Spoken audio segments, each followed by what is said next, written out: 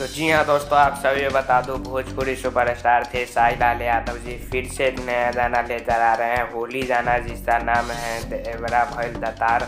और गाने तो थे साई लाल यादव जी ने गाया है, म्यूजिक है रोशन सिंह जी का। जी हाँ दोस्तों, रोशन सिंह ने म्यूजिक दिया है। और आप लोगों को बता दूं कि वीडियो में शिल्पी राघवानी नजर आने वाली है। जी हाँ दोस्तों, काफ़ी दिनों बाद होली गाने में थे साई लाल यादव जी, साथ में शिल्पी राघवानी नजर आने वाली हैं।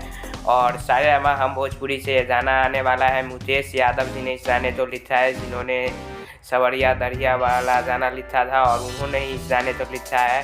तो ज़रूर देखिएगा। टीजर आउट हो चुका है और टीजर जिन्होंने देख लिया है उनको टीजर कैसा लगा है कमेंट में ज़रूर बताइएगा।